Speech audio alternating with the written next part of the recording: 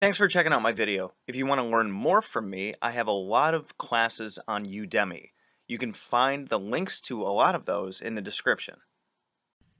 Alright, so today let's talk about discipline and focus. Speaking of discipline and focus, I'm about to get something with caffeine in it, so hang on one second. I like to multitask, you know?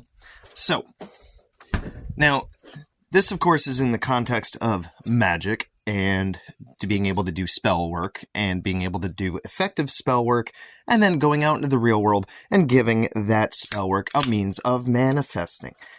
Because, and I've been saying this in a lot of my videos lately, ever since, reading some different things on Reddit and maybe even a couple of posts in the Magickology Facebook group and whatnot. And because magic doesn't just make things, no pun intended, magically fall out of the sky or manifest out of thin air. Magic is another means by which we can cause different things to happen. In the real world, if I want to pick up the soda that I just opened, I gotta reach over and I gotta grab it, right? I actually have to do something in the real world to make something else in the real world happen. Magic works on improving and boosting the probability that the desired outcome that we want in a particular situation is going to happen. So think of it this way. You want to get a good grade on a test. You want to pass an interview. Things like that. Well, you could rely on dumb luck. And of course, there are some people out there that are really, really, really good with dumb luck. And they can just wing it with certain things. Kind of in the way that I wing some of my videos. But that's just because I think about this stuff all the time. So I really am doing like the back work and the homework and stuff. I remember back when I used to write out, little like bullet pointed outlines for videos and things like that.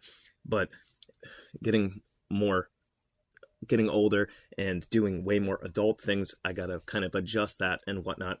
And given what I do every day, I'm able to think about this stuff all the time. And therefore, I got like subconscious bullets that I'm making, for my different videos and things like that. So, there are people that can just wing things and then they turn out all right, but that's not all of us. And there might be some of us in some situations, but not every situation, right?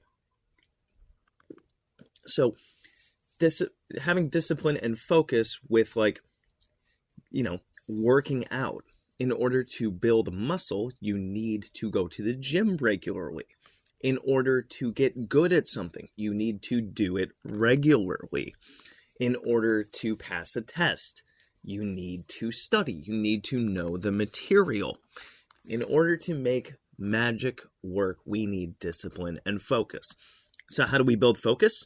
I talk about this in almost every single one of my classes on Udemy. If you want to look at any of those, I got tons of them. Check out the link in the link tree in the description on my magical classes, or you can go to magick with k-af.com/classes. Meditation. That's how we build focus. Our brains are programmed to always be looking for the next thing, the next fresh thought, the next threat, stuff like that. That's why it's very, very hard for us to focus on a particular thing, especially nowadays when we have, Instagram Reels and YouTube Shorts and all these things that just grasp our attention for a little bit and then we move on. Even the structure that they make songs now is catered to that shorter attention span. Do we have the short attention span of a goldfish? No, but that's actually because goldfish have a larger attention span than that whole misnomer would give them credit for. But anyway, meditation is about building focus, right? So when we're doing breathing meditation, we're just focusing on our breathing in, out, 1, 2, 1, 2, 1, 2, what have you. Then a random thought comes in, and the second we realize that we're focusing on that random thought, then we bring our focus back to 1, 2, 1, 2, 1, 2. We're training our brains through metacognition to be like, this is what I want you to do. Because as much as we are a product of our brain can actually work against us in so many different ways. That's why we get distracted. That's why sometimes our emotions get out of control. That's why we can think about our thinking. That's why, when we're supposed to be focusing on something at work and then we think about something that happened yesterday or something that's going to happen 2 days from now, we're like, we got to refocus here, We can use our brains the way we want to use them, rather than relying on the way that your brain wants to work. So when we work with meditation and building that focus and constantly saying, nope, I'm focusing on this, I want to move back to it. Nope, I'm focusing on my breathing, I don't want to think about ice cream. Nope, I'm focusing on my breathing, I don't want to think about pizza. Nope, I'm focusing on breathing, I don't want to think about the argument that I had with so-and-so yesterday at work or whatever, right? The more and more you do that, you're building your brain like a muscle. And the more and more that you do that, when you are sitting in ritual and you are focusing on that particular intent that you have, if you want to bring something into your life, if you want to kick something out of your life, if you want to obtain success in a particular way, if you want to call in the energies of particular entities to help you out with a particular thing, if you are communicating your desire to a particular spirit, whether it's the Nergak or the 50 Names of Marduk or the Goetic spirits, what have you, when you're able to focus on that particular intent, which is why I do structure my statement of intent very small, very specific, very to the point, and very repeatable, because mantras, which are repeated phrases, are very, very easy to use to increase your focus on something. And that's why mala beads are fabulous for that kind of thing. When we do that, our energy is going in one direction. Our intention is going on one thing, and therefore we are pushing it like a hose with water. You can look at a waterfall. All the water is unfocused and it's falling everywhere and whatever. And then, you have, think of erosion with a waterfall. It happens much more slowly over time. But if you have a high-powered, fire hose on a rock and it's just pushing in that one area, you're going to get a lot more erosion a lot faster. If you have, let's say you want to read a book, right? And you have an entire day to read a book. How much further in that book are you going to get if you spend that entire day reading the book versus you want to read that book, you want to run laundry, you want to do dishes, you got to go get gas, you got to go to work, you got to talk to your spouse, you got to do this, you got to do that, you got to mow the lawn, da da da. How many more pages are you going to read? Not as many as if you had the entire day to read it, right? Focusing gets more stuff done. Focusing puts energy right where it needs to go. Now, discipline along with focus. Discipline is basically how you build focus, but discipline can be with routines and following through on your word and things like that. So if you're the kind of person that gets up whenever they want or gets up whenever you wake up, stop that. Set an alarm. If you go to sleep whenever you want and just when you're tired or whatever, stop that. Set a bedtime. If you're the kind of person that just eats whatever they want, and man, I really got to work on this, by the way.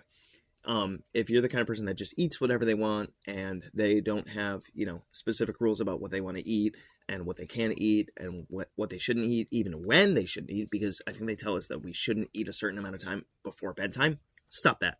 I'm telling that to myself too, by the way. So I'm not 100% perfect here, but the more that we can say no to ourselves and those little desires to yell at that person that cut us off, or jump at our spouse when they get grumpy with us, or go for that cookie just because we're feeling cruddy, or, stay up late because they want to finish watching this movie or whatever, or even, I plan on going to the store or whatever at 10 o'clock, but I want to change my plans.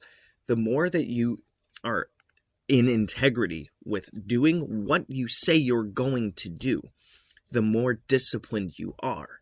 And the more disciplined you are, then when you do magic for a particular thing, afterwards, when we have to do that real world action, that's when you can overcome your fears and anxieties and thoughts about, maybe the spell isn't going to work, or, oh man, that sounds scary, or I don't know if I want to take the leap. One, if you're thinking about those things, why'd you do the magic in the first place? Although I would still suggest to do that magic in the first place because we have to overcome our fears and our anxieties and those humps and those bumps and things like that. But that discipline is going to tell the universe that you mean what you say and that what you want to do, you are going to do. And therefore, what you want to make happen, you are going to make it happen, hell or high water, right? So if you when I was writing Real Magic, my novel, right, I was always thinking about for years. I was thinking I want to write a novel, and I would write these little beginnings of stories, and then they wouldn't get anywhere. And then one day when I just had the idea and I started writing, that's when it clicked. And I was like, if I let go of this, I'm never going to get back to it. I'm going to lose that train of thought. I'm going to lose that motivation. I'm going to lose that desire to finish this. So I woke up at 4 o'clock every freaking day, and I wrote for about 4 or 5 hours every day. And then I went to sleep for like an hour or two. And then I got up. And then I went to work, right? So what's that? Discipline. What did that give me? That gave me a 70-something thousand word novel. I think it's like around 311 pages. And proof in the pudding right there. Even with all of my other books, when I started writing a book, even though if I had ideas for other books, I would shelve those on the side, and I would keep going with that one particular book I was writing. That's why I think I'm up to 8 books now. I could count that, actually, because I have them displayed right here. 1, 2, 3, 4, 5, 6, 7, 8. Yep.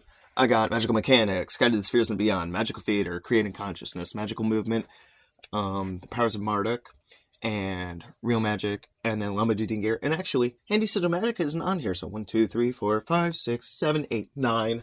9 books. I gotta get another copy of Handy Sigil Magic for my backdrop. But anyways, 9 books. Go me. So, if you guys are interested in any of those, check the link through the link tree in my description.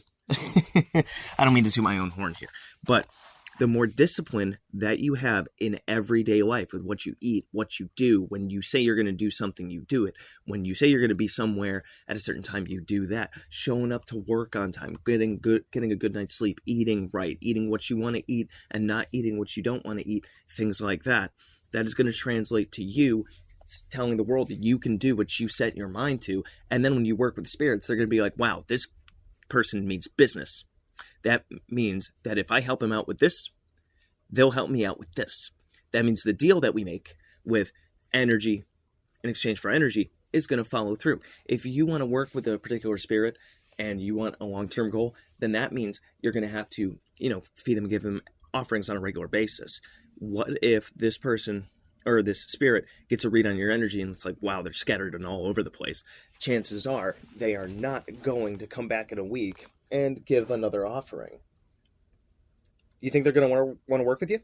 No, right? Or you are not going to give them the opportunities to help that situation by going out there and working on that goal. And the spirit can intercede and help to make that desired result happen, right? And then the spirit's like, what the hell am I even doing here?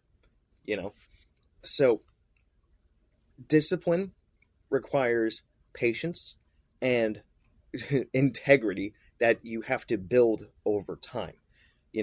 I was never really good in school with grades until I was in college, and I had a fire set under my butt where if I didn't get good grades and stuff, I wasn't going to have my car. I wasn't going to be able to live in the dorm and stuff like that. So that forced me to get really disciplined with my schoolwork and stuff. So I set all of my syllabuses on the walls. I had the little schedule of what each class was and when the different assignments were due and stuff like that, and I would check them off as I go, and I would make sure that I would structure and schedule out my studying time, and there were plenty of assignments I got done mad early.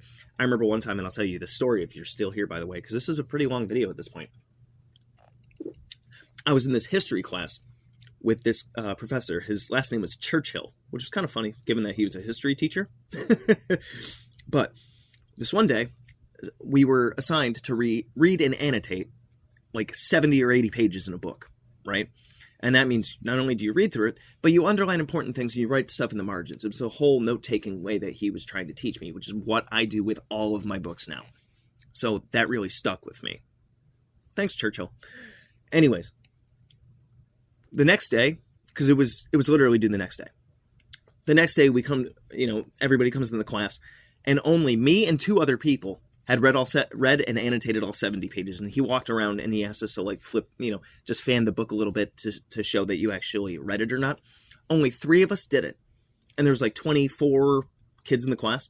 And he was like, well, looks like I have nothing to teach today, so get out.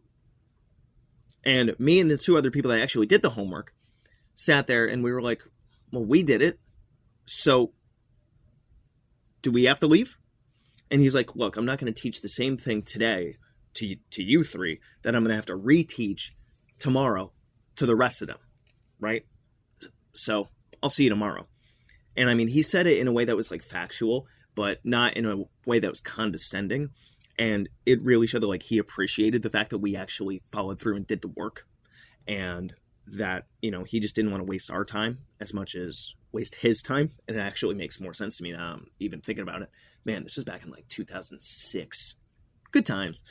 But discipline pays off, right? Because that one skill that I learned from that one assignment, that's how I was able to figure out the Simon Necronomicon, along with help from my friends from the Black Tower and Mad Magician Karos and Dave.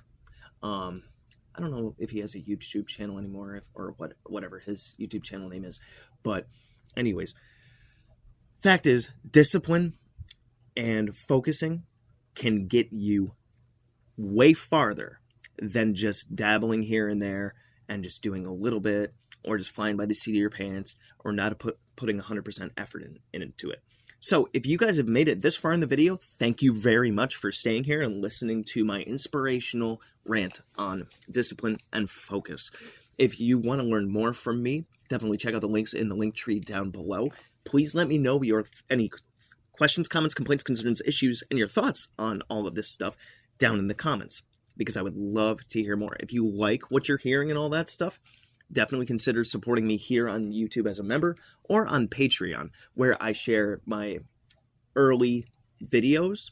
As soon as I make them, I put them up. So you could get them a month, 2 months, 3 months in advance. As of right now, this is January 9th that I'm recording this particular video and one other one, and they're going to go up on Patreon today or tomorrow, and then they're actually not going to get released until February. So if you want early stuff, definitely consider joining the Patreon or the YouTube membership thing for as little as $1 a month. So, until next time, good hunting.